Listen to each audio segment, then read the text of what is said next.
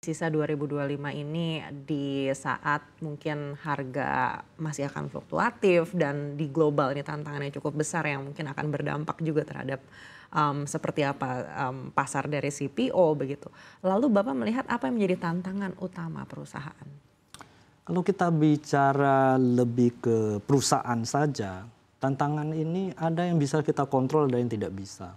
Ya, kalau untuk BWPT sendiri kita melihat lebih banyak ke yang di luar kontrol kita. Salah satunya misalnya cuaca, ya, yang sering dengar El Nino, La Nina, itu kan di luar kontrol kita ya. Oke, tapi bukan berarti bahwa itu resiko yang tidak bisa dimitigasi. Jadi dari kami melihat bahwa resiko itu bisa diantisipasi. Tentu namanya alam tidak bisa dilawan, ya, tapi bisa mengurangi impact-nya. Itulah yang kami jalankan di lapangan, misalnya water management-nya. Saat musim hujan, ya airnya banyak, kita buka pintu air, dibuang.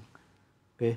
Begitu musim kemarau kita tahan ada di dalam. Mungkin ya, jadi gambarannya mungkin gampangnya begini. Orang mungkin kemarau 3 bulan, kita berasanya hanya 2 bulan karena di dalamnya itu masih ada air. Jadi hal-hal seperti itu yang kita jalankan. Yang kedua, kita melihat tantangannya adalah salah satunya harga. Ya, bagaimana untuk tantangan ini, menghadapi tantangan ini. Tadi saya sudah sampaikan, yaitu kita fokus pada growth. Ya, bagaimana delta growth-nya itu lebih besar pada fluktuasi harga. Kalau fluktuasi harganya ke atas itu is a double gain, seperti yang saat ini seperti saya bilang. Tapi ya, kita selalu mengurangi resiko itu. Kalau harga turun bagaimana? Gitu. Jadi kita fokus pada double digit growth itu untuk menutup. Kalau harga itu fluktuasinya double digit itu sudah mulai goyang gitu kan. Jadi mungkin single digit, jadi kita pastikan growth-nya yang double digit untuk menutup resiko itu. Berikutnya kita bicara tenaga kerja ya. Yang ini kita tahu bahwa tenaga kerja ini menjadi salah satu tantangan juga. Kita belajar dari Malaysia yang hari ini tenaga kerja itu menjadi problem untuk mereka, yang membuat mereka produktivitasnya rendah juga. Ya, jadi untuk itu kita hari ini pelatihan kita lakukan, kemudian juga kita mengimplementasikan digitalisasi dan mekanisasi. Ya, kita membedakan ada skill dan non skill pekerjaannya.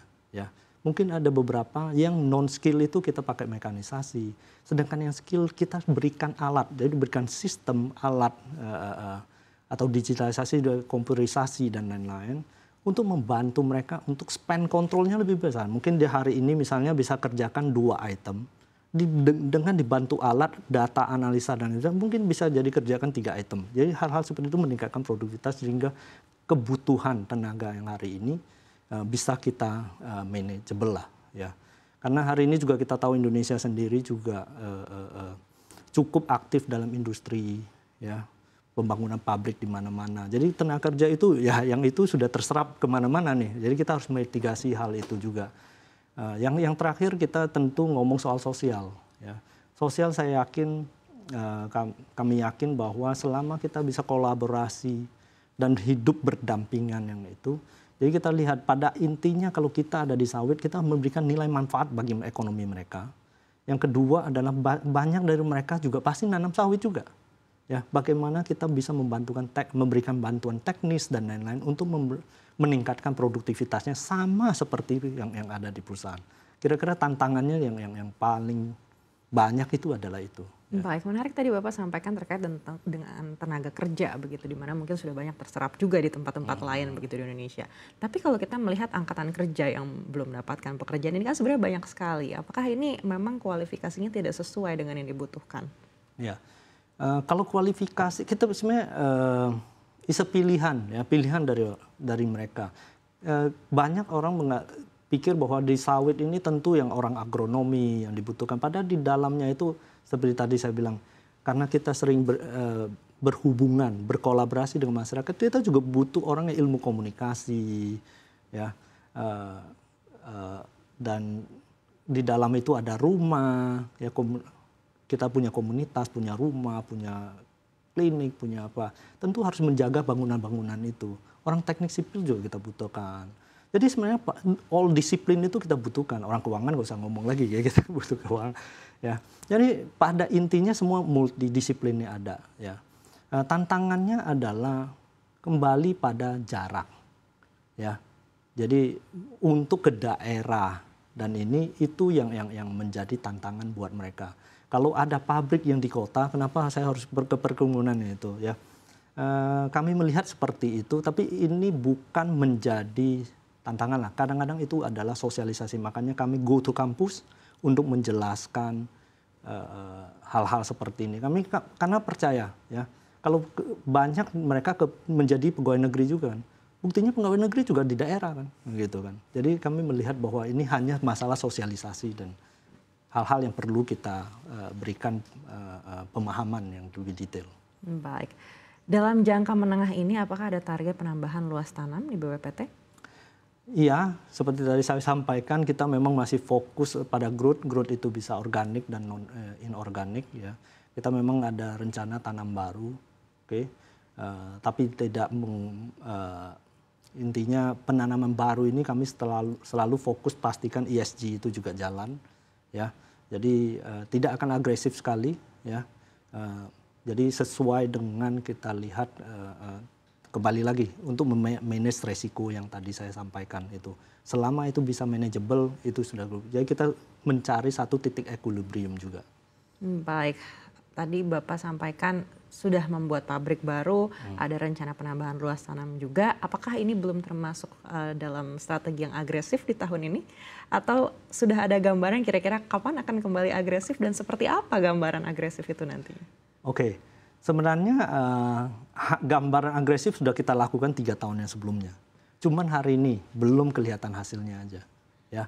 Jadi kalau ini semua lancar dan sesuai dengan perkiraan kita, mungkin tahun depan, terutama di tahun 2027 itu akan kelihatan pertumbuhan yang sangat-sangat signifikan.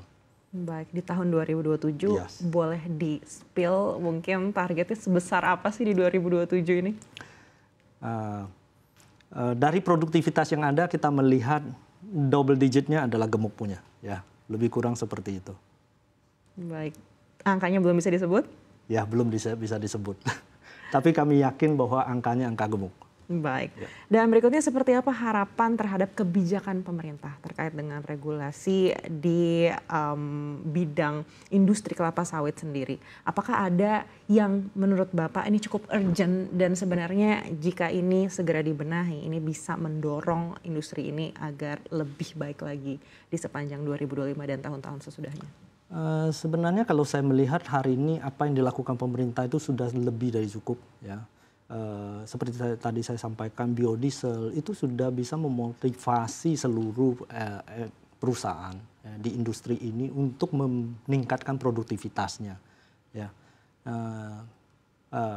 Jadi menurut saya hari ini apa yang sudah disampaikan pemerintah dan programnya cukup jelas, ya, untuk food seperti apa, ya.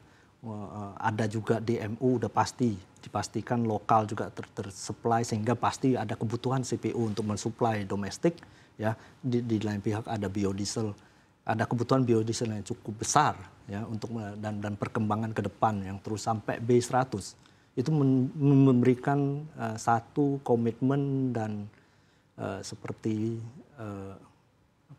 prospek yang sangat bagus untuk industri ini.